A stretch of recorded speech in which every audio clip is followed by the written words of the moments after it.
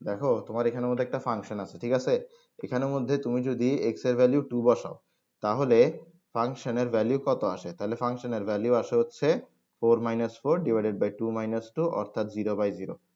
অর্থাৎ ফাংশনটা কি আসে? ফাংশনটা ইনডিটারমিনেট আসে। ফাংশনটা কি আসে? ফাংশনটা আসে হচ্ছে ইনডিটারমিনেট। এই যে 0/0, এটাকে আমরা বলি হচ্ছে কি ইনডিটারমিনেট। 0/0 এটাকে আমরা কি বলি? ইনডিটারমিনেট।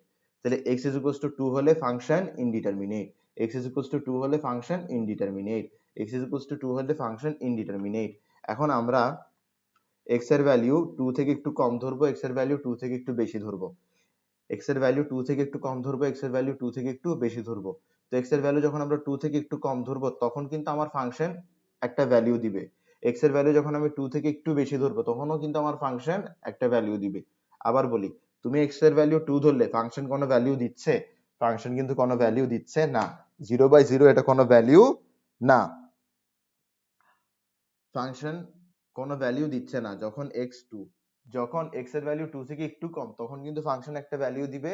যখন x এর ভ্যালু 2 থেকে একটু বেশি, তখনও কিন্তু ফাংশন একটা ভ্যালু দিবে। ধরলাম আমাদের x এর ভ্যালু 2 থেকে একটু কম, তাহলে ফাংশনের ভ্যালু কত দাঁড়ায়? তাহলে ফাংশনের ভ্যালু দাঁড়ায় হচ্ছে, 3.99। ফাংশনের ভ্যালু দাঁড়ায় হচ্ছে 3.99। যদি x এর ভ্যালু 1.999 হয়, যদি x এর ভ্যালু 1.999 হয়, তাহলে ফাংশনের ভ্যালু কি হবে? 3.999। যদি x এর ভ্যালু 1.999 হয়, 1.999 হয়, তাহলে ফাংশনের ভ্যালু কত? তাহলে ফাংশনের ভ্যালু হচ্ছে 3.999। তাহলে ফাংশনের ভ্যালু হচ্ছে 3.999। তো দেখো, তোমার এখানের মধ্যে এই যে 1.99 আছে, এই 1.99 এর তুলনায় 1.999 বড়, এই 1.999 এর তুলনায় 1.499 বড়। একটা জিনিস খেয়াল করো, এই যে 1.99 আছে, এটার তুলনায় 1.999 এর বেশি কাছে। এই যে 1.999 আছে, এটার তুলনায় 1.499 এর আরো বেশি কাছে। 1.99 এর তুলনায় 1.999 এর বেশি কাছে। 1.999 এর তুলনায় 1.499 এর আরো বেশি কাছে। তার মানে আমরা উপর থেকে যখন নিচে আসতেছি, তার মানে হচ্ছে আমরা যখন উপর থেকে নিচে আসতেছি, তখন আমাদের x এর ভ্যালুটা 2 এর কাছাকাছি চলে যাচ্ছে। তখন আমাদের x এর ভ্যালুটা 2 এর কাছাকাছি চলে যাচ্ছে। তখন আমাদের x এর ভ্যালুটা 2 এর কাছাকাছি চলে যাচ্ছে। যখন আমরা উপর থেকে নিচের দিকে নামতেছি, তখন আমাদের x এর ভ্যালুটা 2 এর কাছাকাছি চলে যাচ্ছে। আর এদিকে দেখো, এদিকে আমার যে f of x এর ভ্যালু আছে, এদিকে যে আমাদের f of x এর ভ্যালু আছে, এদিকে যে আমাদের f of x এর ভ্যালু আছে, সেটা দেখো কত? সেটা হচ্ছে 3.99, 3.999, 3.499। এই 3.99 এর তুলনায় 3.999 বড়, এই 3.999 এর তুলনায় 3.499 আরো বড়, এই 3.99 এর তুলনায় 3.999 এর বেশি কাছে, এই 3.999 এর তুলনায় 3.499 এর আরো বেশি কাছে। তো উপর থেকে যখন নিচে নামতেছি, তখন আমাদের f of x এর ভ্যালুটা কি? f of x এর ভ্যালুটাও 4 এর কাছাকাছি যাচ্ছে।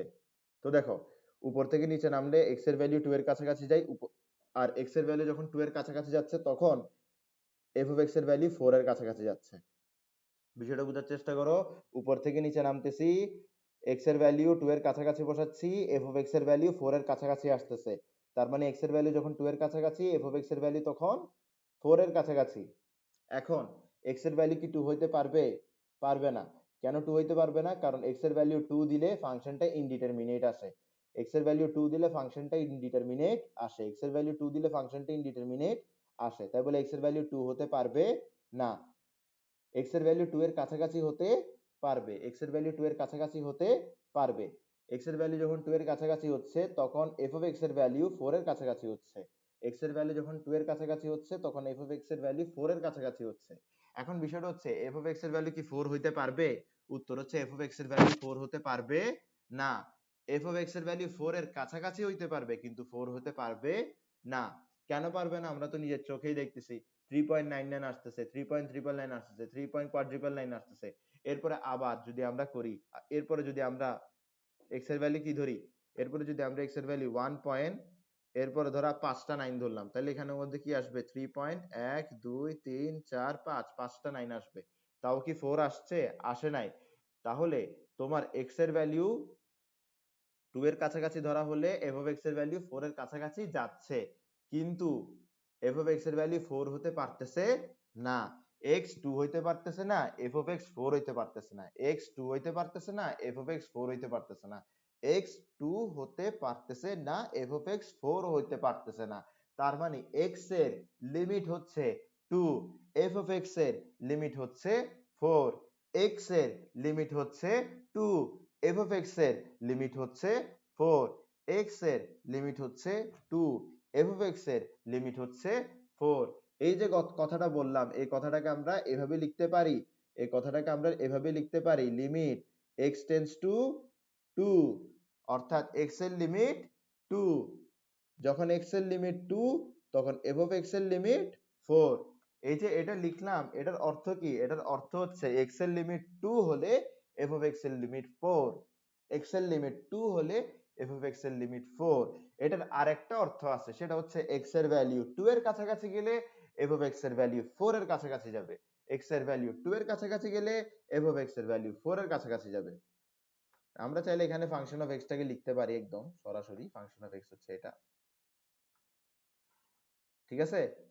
তাহলে x এর ভ্যালু 2 এর কাছাকাছি হলে ফাংশন অফ x এর ভ্যালু 4 এর কাছাকাছি, x এর লিমিট 2 হলে ফাংশন অফ x এর লিমিট 4। আশা করি বুঝছো। তোমার প্রশ্ন আসবে কিছুটা এরকম, তোমাকে বলবে, তোমাকে এটা দিয়ে দিবে, এরপর তোমাকে কিছু একটা তোমার কাছে কিছু একটা করতে হবে, তো তুমি কি করবা? তোমাকে যখন এটা দিছে, তোমার থেকে তখন কি চাওয়া হচ্ছে? তখন তোমার থেকে এই ফাংশনের লিমিটটা চাওয়া হচ্ছে which is 4। এটা কি এভাবে বের করবা প্রত্যেকবার? এভাবে বের করবা? উত্তর হচ্ছে না, এইভাবে বের করবা না, এভাবে বের করবা না। এভাবে যে করাইলাম, এটা শুধুমাত্র আমার এই টাইপের ইকুয়েশন গুলোর জন্য বা এই টাইপের ফাংশন গুলোর জন্য অ্যাপ্লিকেবল। এভাবে আমি সব ফাংশনের জন্য বের করতে পারি না, ঠিক আছে? তো এই নিয়মটা অতটা সুবিধাজনক না। তো আমরা এই নিয়মে ফাংশনের লিমিট বের করব না, আমরা একটা অদ্ভুত নিয়মে ফাংশনের লিমিট বের করব, যেটা প্রথমবার দেখতে একটু অদ্ভুত লাগবে, কিন্তু করতে করতে করতে করতে ওটা অনেক সুন্দর লাগবে। আসো দেখাই। ওকে, সেটা হচ্ছে দেখো, তোমাকে তোমাকে তোমাকে একটা ফাংশনের লিমিট বের করতে দিবে, তোমাকে একটা ফাংশনের লিমিট বের করতে দিবে, তোমাকে একটা ফাংশনের লিমিট বের করতে দিবে, তোমাকে একটা ফাংশনের লিমিট বের করতে দিবে। ধরো ফাংশনটা এরকম, x টেন্ডস টু 0, উপরে হচ্ছে root over 1 plus thrice x, আর এখানে হচ্ছে রুট ওভার 1 মাইনাস 4x, ঠিক আছে, ডিভাইডেড বাই x, ঠিক আছে। এখন তোমাকে কি বলবে? তোমাকে বলবে যে এটার লিমিট বের করো, ঠিক আছে। তোমাকে যে এই জিনিসটা দিছে, এটার অর্থ কি? এটার অর্থ হচ্ছে x এর লিমিট যদি 0 হয় তাহলে এটার লিমিট কত হবে? তোমাকে এই জিনিসটা দিছে, এটার মানে কি? x এর লিমিট 0 হলে এটার লিমিট কত হবে? ফাংশন অফ x এর লিমিট কত হবে? এখন তোমাকে এই যে ফাংশনটা দিছে, এটা ইনডিটারমিনেট ফর্মে দিছে, এটা ইনডিটারমিনেট ফর্মে দিছে। এবার ইনডিটারমিনেট ফর্ম কি? ইনডিটারমিনেট ফর্ম মানে হচ্ছে যদি কোনো একটা ফাংশনের মধ্যে ভেরিয়েবলের ভ্যালুটা ভেরিয়েবলের লিমিট সমপরিমাণ বসাই, আর যদি সেই ফাংশনটা 0/0 আকারে আসে, তাহলে সেই ফাংশনটা হচ্ছে ইনডিটারমিনেট। বুঝে নাও, কোন একটা ফাংশনের মধ্যে যদি ভেরিয়েবলের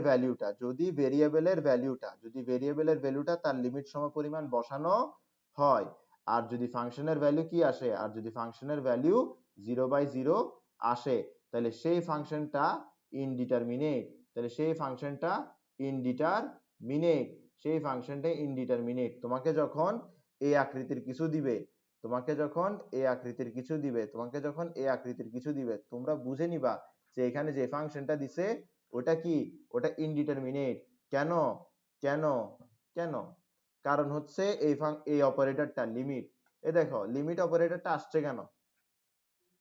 ইনডিটারমিনেট আসতেছিল বলেই তো আমি লিমিট অপারেটরটা আনছি, ইনডিটারমিনেট আসতেছিল বলেই তো আমি লিমিট অপারেটরটা আনছি, ঠিক না? ইনডিটারমিনেট আসতেছিল বলেই তো আমি লিমিট অপারেটরটা আনছি। তাহলে লিমিট অপারেটর যদি কোন একটা ফাংশনের আগে থাকে, তাহলে আমরা বুঝে নিব যে সেই ফাংশনটা কি? ইনডিটারমিনেট। তো তোমাকে প্রশ্নে দিলে তুমি বুঝে যাবা যে যেটা দিছে ওইটা ইনডিটারমিনেট। তাহলে তোমার কাছে কি করতে হবে? তোমার কাছে এই ইনডিটারমিনেট ফাংশনটাকে আগে ডিটারমিনেট করতে হবে, আগে ডিটারমিনেট করতে হবে, আগে ডিটারমিনেট করতে হবে। এবার ডিটারমিনেট করা মানে কি? ডিটারমিনেট করা মানে হচ্ছে ফাংশনটাকে একটু কি করবা? ফাংশনটাকে একটু চেঞ্জ করবা, একটু আপডেট করবা, ফাংশনের মধ্যে কিছু চেঞ্জেস আনবা, এমন চেঞ্জেস আনবা যেন ফাংশনের মধ্যে ভেরিয়েবলের ভ্যালুটা ভেরিয়েবলের লিমিট সমপরিমাণ বসালে ফাংশনের ভ্যালু পাওয়া যায়। আমি আবার বলতেছি, তোমাকে যে ফাংশনটা দিবে সেটা হবে ইনডিটারমিনেট, তোমাকে যে ফাংশনটা দিবে সেটা হবে ইনডিটারমিনেট। তোমার কাজ হবে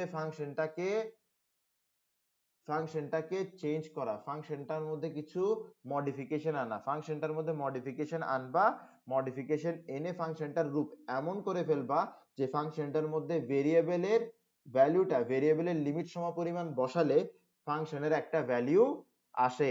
তো ফাংশনের ভ্যালু যখন আসে তখন ফাংশনটা কি ডিটারমিনেট। ফাংশনের ভ্যালু যখন আসে না, অর্থাৎ ফাংশনের ভ্যালু যখন 0/0 আসে, তখন ফাংশনটা হচ্ছে ইনডিটারমিনেট।